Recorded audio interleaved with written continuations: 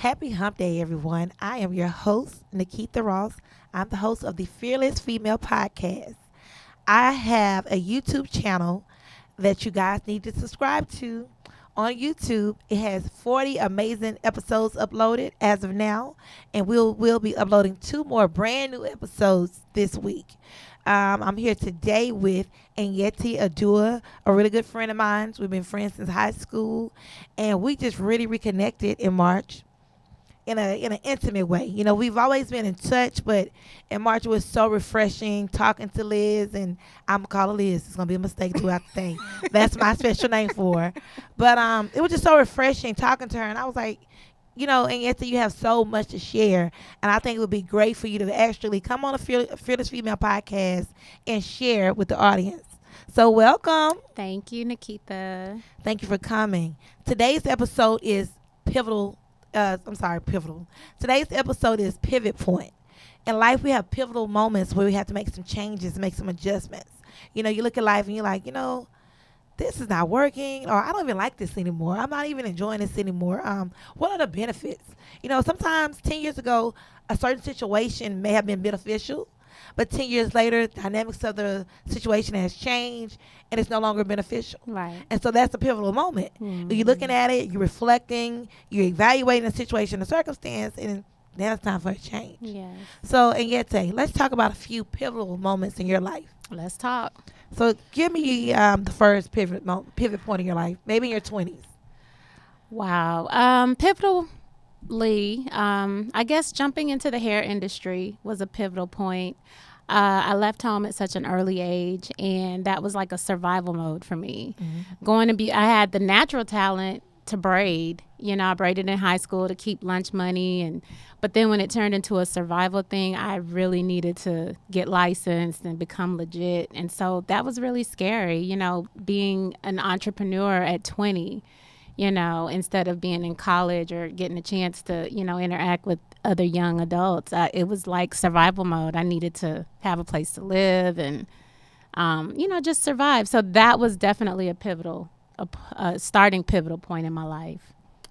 So you started doing hair in high school. I was 17, I think, when I enrolled in beauty school. Really? 17, 18 years old. And which beauty school did you attend? I went to Franklin Beauty School. Everyone knows it's been in the States here, well, in the Texas for over 100 years. So it's a well-known cosmetology college. It is. Yeah. It is. And so you've been having your license now 20 years? Yeah, pretty much over 20. Like, what, 24 years? I'm not even sure anymore. But, yeah, that... Doesn't that sound funny, though? It does. To be like... Because I feel like I'm still a youth, you know? Yeah, so me to be, too. Yeah. And talking about you've been doing something for 24 years. So you've been Yeah. holding a license to do something for 24 years. That's a long time. That's a very long time. Very long time. And I tell people all the time, because I felt, for me, I love hair, and I enjoy it. I enjoy the camaraderie in the salon with the clients, the co-workers. I enjoy that. I feel like I wanted a new change or challenge. Mm-hmm. You know, doing it for 25 years. And people looking at me like, you've been doing this for 25 years? I'm like, 25 years. But honestly, Keitha, we both started in high school. Yeah. And so, Yeah. of course, many of you all probably know Keitha was doing hair in the 10th Ninth grade. ninth Yes. grade, yeah. And I was braiding hair. So it was, I mean, I think as a teen, you don't really understand because you don't have all those adult responsibilities. Mm-hmm. But when you leave high school and you got to eat, you need a place to stay, you need a car, it turns into something different. Oh, definitely for me, my pivot point was when I graduated from the University of Houston. Mm-hmm. In my mind, I never was going to do hair. For me, it was like a side hustle, just a something you were around. I was around, but it was like, you know, with a little pocket change, you know, Yeah. keep me going, keep me flowing. And it was never that thing where I thought that I would really make a living from it. I didn't think it would become my profession. Yes. But it wasn't until I graduated from the University of Houston, and I was propositioned by, at the time, May's Department Group, which is Foley's, Okay. to be a buyer. I went to college to be a buyer. Wow. And they propositioned me with $40,000 a year, and this was 2001. $40,000 a year, 2001. You know, that's good for a new graduate. Absolutely. You don't have any experience. And I just sat down and I looked and I thought about it. And again, $40,000 a year was a good starting income for a new graduate. But I was like, I think I'm making that much just playing. That's Like really. really, yes. I was like, I'm making that much like really just playing, not taking this hair thing seriously. Yes. And that was a pivotal moment for me. Yes. I promise you. That's when I said, if you can make $40,000 a year playing, Get how much serious. money will you make if you take it serious? Get serious. Yes. I promise. I've always been a numbers person. Always. Always loved numbers. Math is always my favorite subject. So even though I didn't take it serious, too. I always wrote it down. I always wrote down how much money a week I made. This is before computers were big, right? Yes. You wrote everything down. And so I had hard, concrete numbers. So I knew I was Yes. dealing with facts. That's right. And so the next year, when I took it serious, from one year to the next, I went from $40,000 a year to $81,000. Amen. I still have that appointment book to this day. Wow. I still have that appointment book from 2001 to this day. Yes. Isn't You that know, amazing? So that was a pivotal moment Yeah. to go from hustling, and because that's all I was doing, hustling to get by, Exactly. to really changing into a profession and changing my whole mindset. Pivoting. Yeah, it changed my whole mindset, Yes. and I went from this amount to doubling it. Yes. Yes. So mindset is everything. Same. Yeah. It's everything. Yeah. So in your 20s, you did hair. Did you have another pivotal moment in your life? Another pivotal moment in my life was when I became a mother. Me too. When I became a mother, that was another pivotal moment because it's like you see life with a whole different set of lenses. Yes. Yes. It's no longer about you. It's about us. Yes. And you just want to make a great example for your children. Yes. And I definitely believe that it's a little different with your girls. You want to make a great example for your sons. You do. But you want your girls to realize this is how a woman acts. Mm-hmm. This is what a woman should do. Yes. And that was another pivotal moment for me because I really wasn't interested in college. I graduated from high school early. Right. I went straight to college. Okay. Went to college about a month, dropped out. I was like, It's not for me. I wasn't in, I just wasn't in, I wasn't in that mindset at that moment. Yeah, I yes. wasn't in that mindset at that moment. I just wasn't into it. So I dropped out, and that's when I was kind of just playing with hair. Still wasn't taking it serious. And then once I became a mother, I was like, oh no, I got to go back to school. Mm-hmm. Literally, I had Jada in 1997. Okay. And I went back to school. I had her in June of 97, and I went back to college in August. Wow, Keitha, you are so resilient. I agree with that. The motherhood does change it. I bought my first home at 22. That was pivotal. Oh, yeah. It was a big deal just because I grew up with my mom not ever owning a home. So I didn't even understand about what are the benefits for owning a home.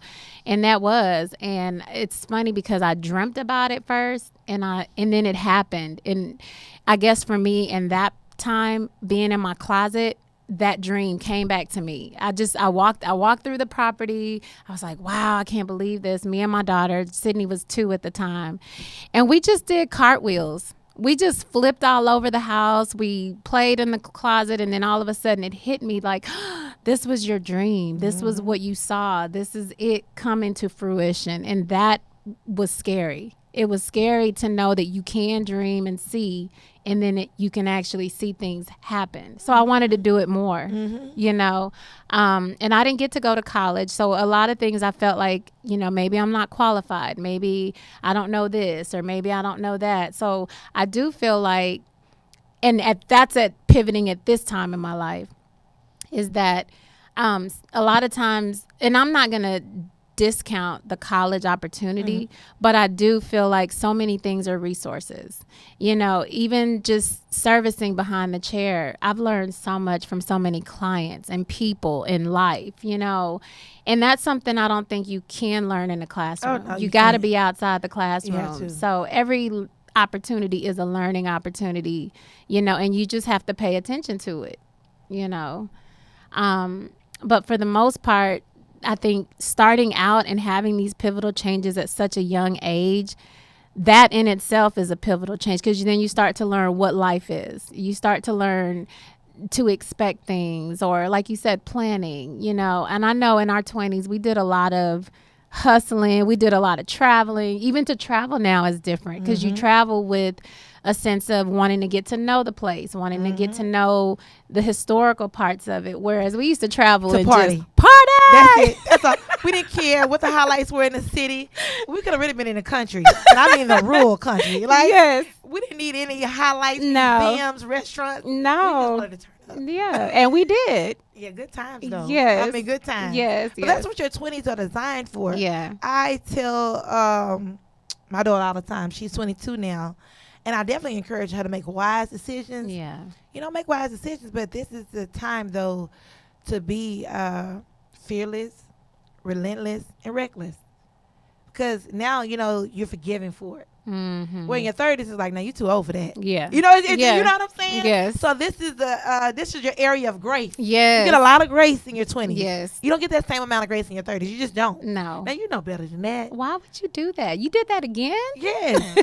Where in your 20s, it's different. Yeah. So no, we had great 20s. Yes. Yes. And I'm glad that having our head on straight and being able to influence each other, because I will say we've had our times when we worked with McBride Research Laboratories. Yes. And we had an accountability group, and that helps. It helps to plan, it helps to write down, and those are some of the things that and it helps to dream.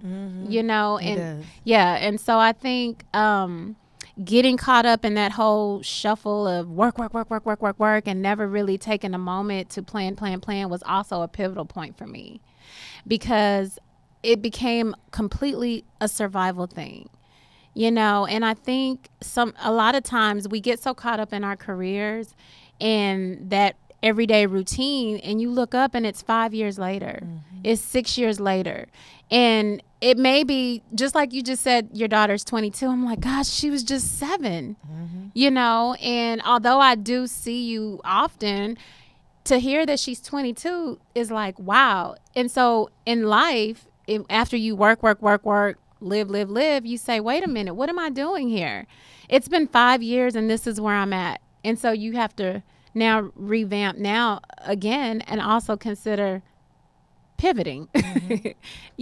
So from, like you said, those 20s you learn, and then those 30s, that's a shift. It is. I never wanted to be over 25 years old. Like, to say I was 26, I was like, oh my God, I'm getting old. It was a panic. And so I think we're constantly pivoting. I think that it gets greater because, like you said, all the mistakes, all the realizations, all the friendships, it does take you to a different place in your life. And then, the things that are important to you at 40 Oh my weren't important gosh. to you. They weren't important to you at 20. You know what I mean? You know what's important to me? What? To sit down with a cup of coffee and to listen to the birds chirp and to open all my windows and just see sunlight. Like, it is so different than at 20 when you was packing the baby bag, getting all the bottles, making sure there's wipes, making sure the bibs are there. It's like if you would never imagine the level of calmness, the level of appreciation for just the AC blowing, but I think for me, my best moments are just having the kids are gone or everyone's where they need to be. Quiet moments. And you just have that moment where you are having a cup of coffee with no bra on. And you're just getting your thoughts together. I can appreciate those moments. And I can appreciate those moments too. Yeah. I think the older you get, you appreciate slow pace. Mm-hmm. Life has different paces. Yeah. Different seasons, it's fast. Yeah. Sometimes it's medium pace. And then you start to appreciate the slow pace. Because when you do things slow, and when you do things slower, It's different. it's a different type of experience. I'm a person who really despises road trips. I do not like road trips. I don't. But there's an appreciation for road trips because you can appreciate things by land that you can't appreciate by air. When you get on a flight and you fly from Houston to Colorado, you don't get to see the beauty of Colorado Yes. opposed to driving Yes. through and seeing those mountains and prairies and rivers and getting to see God's creation. That's You miss right. all of that. Yes. Yes. And so there's value in slow. Yes. There's value in pacing yourself. Yes. There is value in it. Yes. But it takes time to understand that. Because, a lot of times we just want to get there fast. Yes. When we miss the things in the process The trying in to get there. between. Mm-hmm. Yeah, it's not about the final destination all the time. It's really the journey. And I think the older you get, the more you realize it's about the journey because you're in the journey longer than sometimes you're at the final destination. Right. It may take you 2 years to get to the final destination. Yes. So you're in that season of 2 years and you're at the destination for two 2 days. Or you may have multiple destinations. Maybe Right. it's designed for you to be here for 2 years and then shift. And I know you can definitely attest to that because you've shifted several times in life and nothing's been cut off. It's kind of like that vacation home. You go somewhere, you visit, and you say, okay, I'm going to buy a place here so that seasonally you can still visit. You can still enjoy those same things. And then you move on to the next destination, but you still can revisit or you still have connection there. And I think that's important. I think that's important, realizing when you have those pivot moments or those pivot points. I think that's important. A lot of times we Get stuck. we do get stuck, become complacent. Yes. Just scared to just even think about it. Scared of saying this may not be working anymore, or I need to change. I mean, and I'm gonna say something as simple as online booking. Online booking. That is something I didn't want to do. Really? I didn't want to do online booking. My mama did online booking for 2 years before me. And I was like, no, I want to talk to my customers. No, I want to write it down. And no, that was me, Yeah. But you have to embrace technology. Yes. You're going to be in the Shift left with it. You're going to have to shift, or you're going to be a part of Left Behind series.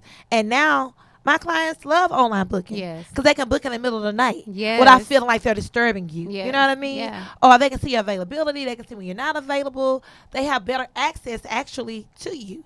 Because every time they call, you can't always answer. Absolutely. But I'm just saying that to say it is awkward. It's new. It's different. And so sometimes in those pivotal moments, we realize that some things got to change. And sometimes you may feel like you're not ready for these new responsibilities. Because with change is going to come new duties, new absolutely. tasks. And It sometimes you just don't feel like you want to take these. You don't want to be responsible, or you don't want to have to now carry this load or take these new tasks on. I know I can say that for myself. Oh, no, definitely. It's the unknown. Yeah. It's the learning curve. I understand how to do what I'm doing right now. Now I got to learn it all over again. Because anytime there's a shift or change, you have to get reacclimated. Right. You have to learn something new. You have to. Yes. But those are part of the growing pains. Yes, it is. Those are part of the growing pains. And I always tell people, the greater the reward, the greater the responsibility. And I think people don't realize when you say growing, they just want to grow, but they don't understand there's pains involved. It's easy to say I want this and I want that, but you got to pay attention to the in between. And I think that in between is what creates you. The learning to be patient, the learning to be creative, the learning to be quiet, or the learning to fight for something or research. Like all those in betweens is so much greater than the actual destination or the actual thing that you're trying to accomplish. But we're just focused on that, and we're not focused on that workout to get there. My church have a brand new campaign that they're doing. The campaign is about 18 months to 2 years long. And the campaign is really in regards to the building fund. Okay. But this principle really applies to any transition in your life. Right. Because what's happening is our church is building a new building. Okay. It's going to be larger. It's going to be more convenient, better accommodating. But in order to get here, now you got to be inconvenienced. So now the parking lot is crazy. It's construction everywhere. You got to stand in line and get in church, right? Yeah. But that's a part of the growing pain. Yes. Of in anything. Yeah. Anytime we grow and make changes in life, we have these things that linger in the background. So the campaign says 4 things, and I love it. Be patient. Be patient through this process. It's going to take patience to endure this process. And another thing is say, be prayerful. Yeah. You have to be prayerful throughout this process because it's not going to be easy. Right. And if you pray about it, it'll change your mindset and your attitude. Right. Okay? Right. And the next thing is be present. Still be here and be in the moment. Right. A lot of times we're there in body, but we're not there in spirit. Have you been in a place and you're thinking about where you're going to go next?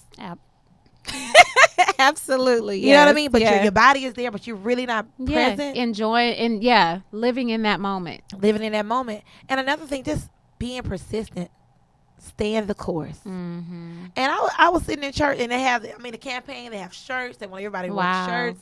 And I just looked at it because I love things. I love alliterations. I love things with the same thing, but the PPP, I love that. But I was like, man, that goes with a whole lot of stuff. Yes. Not just a building fund and building a new building, a Yes. career change. Relocation Absolutely. to a new city. Yes. You know what I mean? Yes. A breakup. I mean, that really works for so many things. Yeah. Even sending your kids off to school. Yes. Having a dependent kid become independent. So Sydney's in school now. Yes. So does she go in the fall or she's already gone? Well, she started the summer program at Prairie View Look at last that. year, and then she took a break after the fall, and she's going back again. So she's going for entrepreneurship.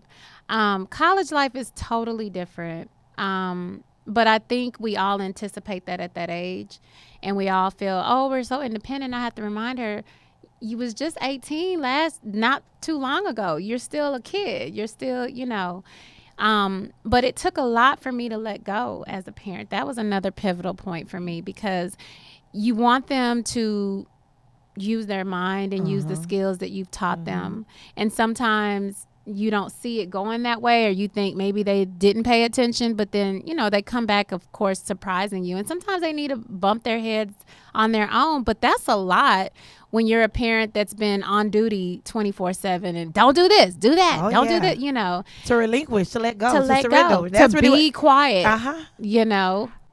But that's the only way they're gonna be self-sufficient adults. We True. can't do all the thinking for them. We can't True. think for them for the rest of their lives. Well, that's when I started trying to enjoy the coffee time. I had to find something to do. So I drank a cup of coffee and I liked it. You are a mess. Yeah, so that That is letting go. That is letting Yeah. go. Yes. Letting go. And realize that she's gonna be okay. She's gonna be Yeah. okay. And if she needs you, like you're Yeah. still there. I'm always here. You're still Sometimes there. I feel like I'm prying, but I think I should. But I mean, I've been on my own for a long time. Yeah. I've been on my I own. had to remember that too. I mean, I moved to my mom's house when I was 17. Yes. And I say that to say I've been self-sufficient. Yes. I haven't really been a burden to her. Yes. I just think that's a mother's job to pry. Yeah. Even to this day. I mean, I'm with the same man. Yeah. I mean, I work with her every day, and she still don't know my business. Yes. So I'm just saying, I just think that's just a part Yeah. of motherhood, and mothers You need have that. the right to Yes. ask so many questions. Yes. Yes. I And mean, make sure you're on the right path. even my grandmother, I think about the question she asked my dad. I mean, he's 60.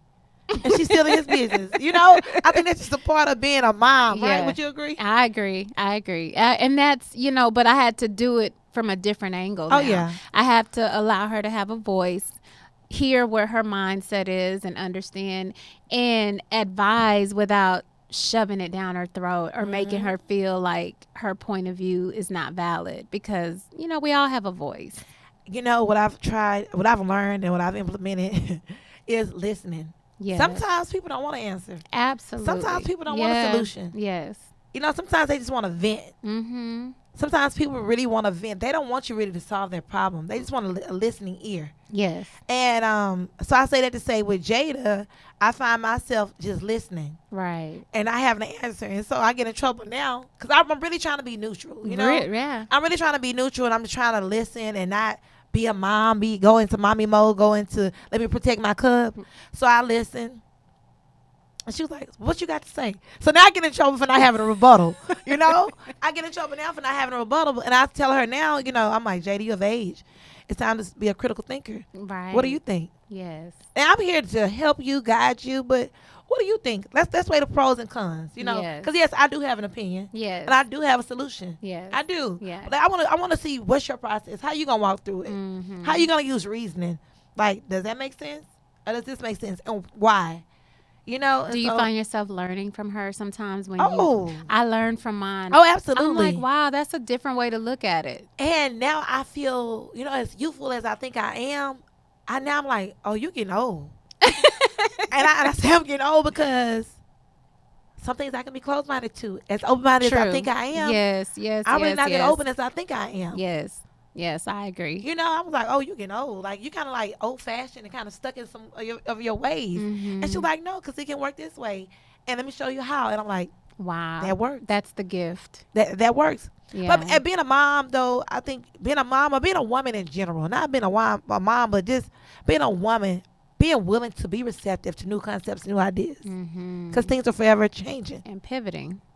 Yes, Seriously. I agree. And I found myself like, what do you think about this? Especially when it comes to the salon. Mm-hmm. I have a lot of questions for her because I know she knows what's trending and what's Yes, popular. yes, yes. She knows what's trending and what's popular. And her age group is the age group that really gets their hair done. Mm-hmm. They're a little more fun. Yes, like we used to be. Exactly. Now we're boring. Like we're wearing the same hairstyles for a whole year.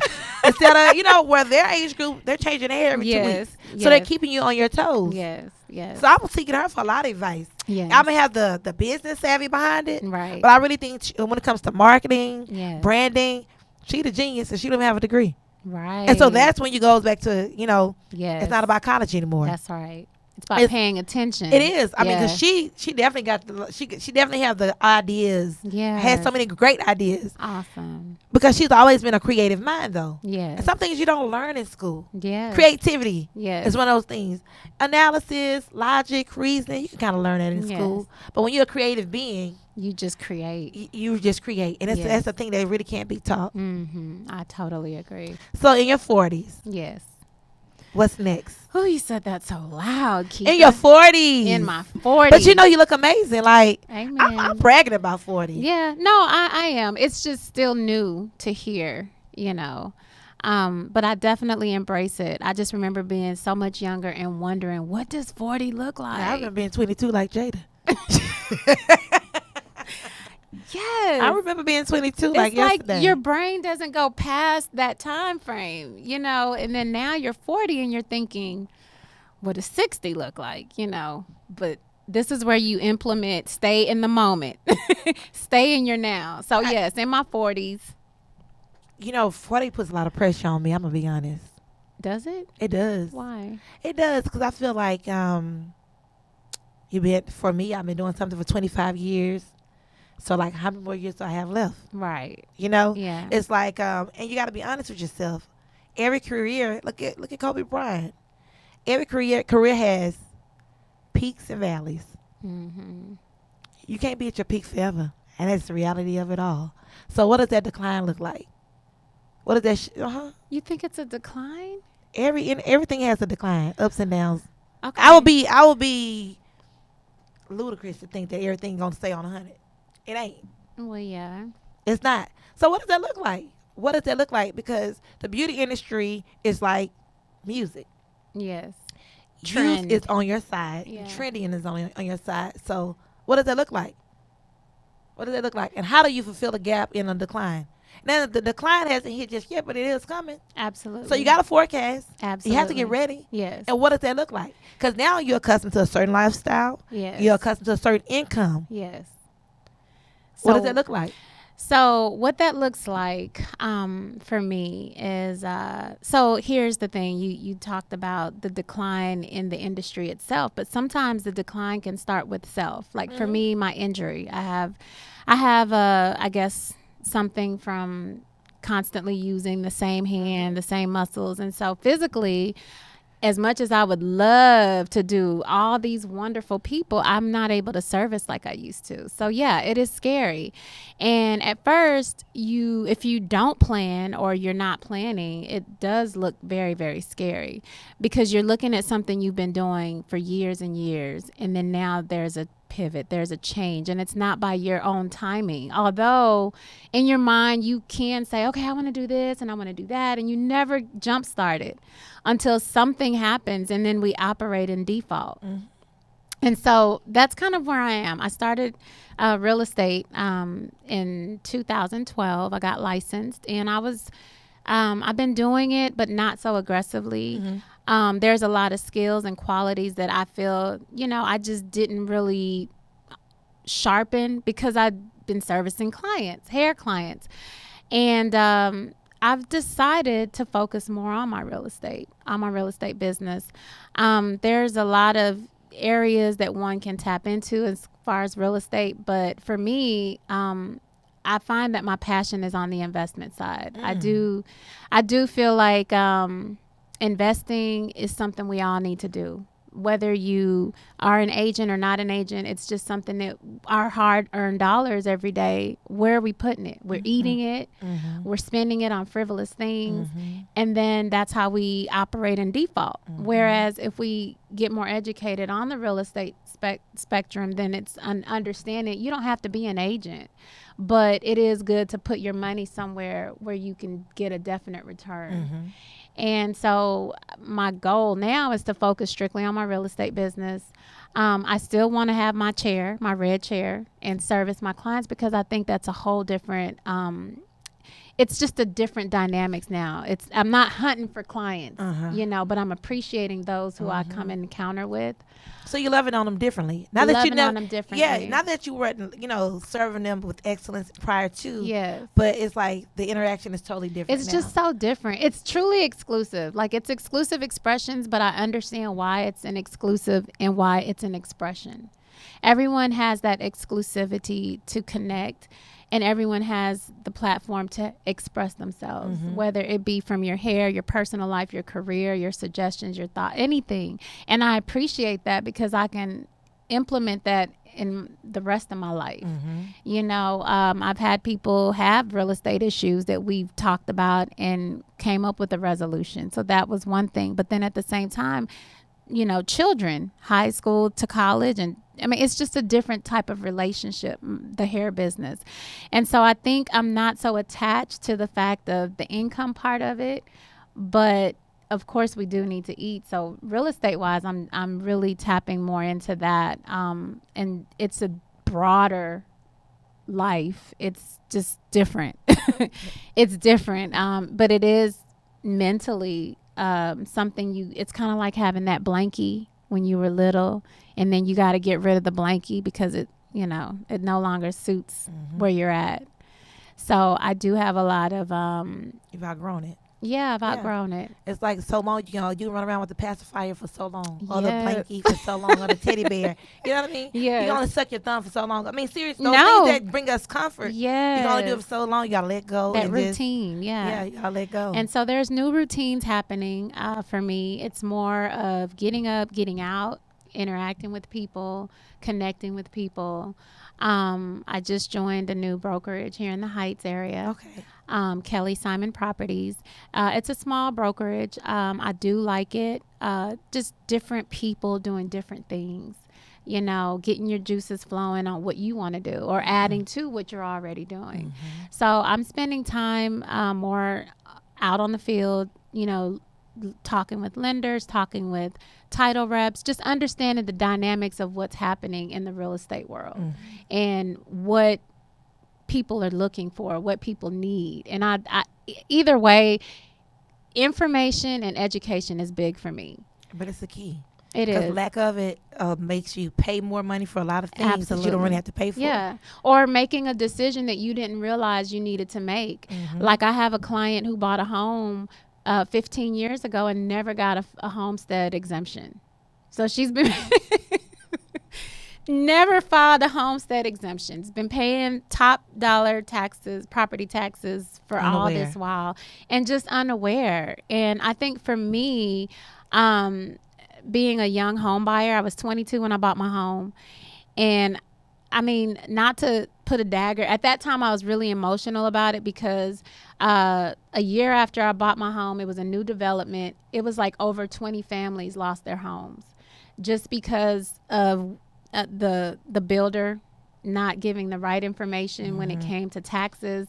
And then after the taxes were assessed, your mortgage went up. My mortgage went up $800 a month, whereas you were looking for that 100 to 200 increase. It was $800. And so a lot of people were devastated, and a lot of people lost their homes, because who can afford an 800 spike in your your outgoing bills? And that touched me, because I felt like my agent should have educated me. He should have informed me. I got a refund from the title company, so I was excited about that. I was like, wow. But moving forward, it's all about, educating your clients so that they can know what to do. They can know how to handle it. And if they opt out, at least they knew about it. You were aware. You chose to Yes, opt out. yes. I can definitely say this. That is what I love about working in a salon.